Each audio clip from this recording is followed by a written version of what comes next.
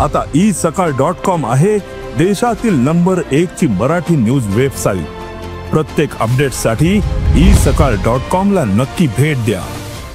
अजितदादा पवारांच्या मुलाची एक दारूचा कारखाना आहे आणि त्याचं दिवसाचं उत्पादन 1,10,000 लिटर आहे।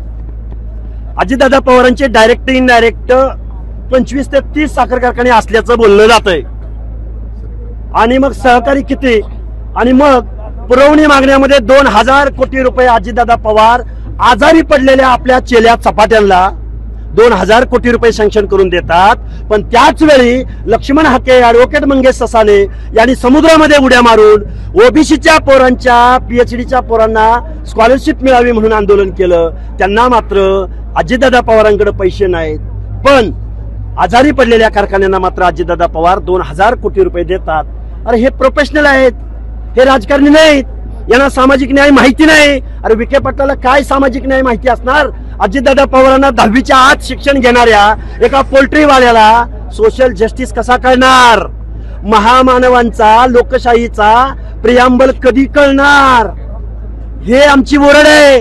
अरे बिनढोक माणसांच्या, अशिक्षित माणसांच्या हातामध्ये या महाराष्ट्राच्या तिजोरीच्या चाव्या दिल्यावर ते कारखानदारालाच पैसे देणार ना? गावगाड्यातला, शोषिताला, वंचिताला, ओबीसीला, दलितांना, भटक्यांना कसा पैसे दिला हा माणूस? म्हणून आमची ओरड आहे। आतडी तुटोस तर आम्ही बोलतोय, पण याची रिॲक्शन ही मतपेटीतनं महाराष्ट्रामध्ये तुम्हाला बघायला भेटेल। एक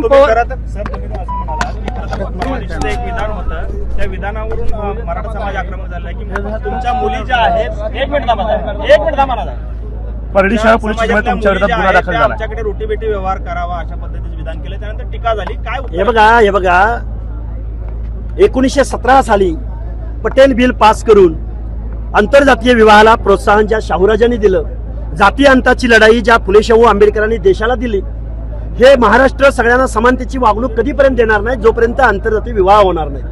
त्यावेळी राजर्षी शाहू महाराजांनी 100 विवाह आंतरजातीय विवाह घडवून आणले। त्यातले पहिले 25 विवाह हे धनगर आणि मराठा जातीमध्ये घडवून आणले।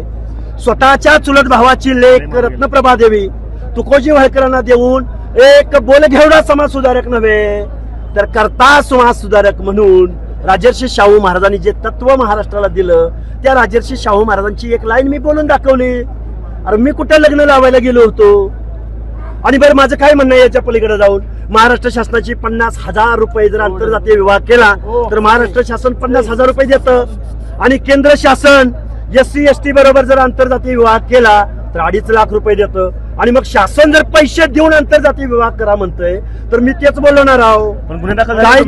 अरे गुन्हे पण तुम्ही मग मराठा ओबीसी हे जे आरक्षण आहे ते स्वीकारले असं म्हणावं लागेल। अरे स्वीकारलं म्हणजे दाखले काढून आत सामील झालेत ना। हा GR काढून महाराष्ट्र शासनाने आमचं आरक्षण संपवलंय ना।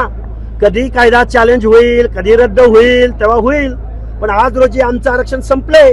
आरक्षण वाचवण्यासाठी तुमचं काय भूमिका आहे? आरक्षण वाचवण्यासाठी गावगाड्यातल्या 18 पगड जातीच्या लोकांना, दीन दलितांना आम्ही एकत्र करणार आणि ज्या राज्यकर्त्यांना मताची भाषा कळते, ज्या आमदार खासदारांना मताची भीती वाटते, त्या लोकांना आम्ही बॅलेट मधून आम्ही किती आहोत आणि आमच्या हक्क अधिकाराच्या वेळी तुम्ही कुठे गेला होता हा जबाब आम्ही या लोकशाहीमध्ये मतपेटीत रस्त्यावरती उतरल्यात, पण बंजारा समाज देखील रस्त्यावरती उतरलेला आहे। अरे त्या बांधवांना वाटू शकतं ना।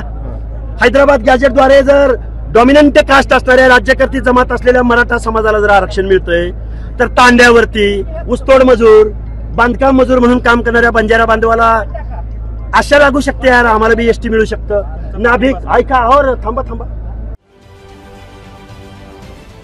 महाराष्ट्रातील सर्व बातम्यांचे विश्वासार्ह व्यासपीठ,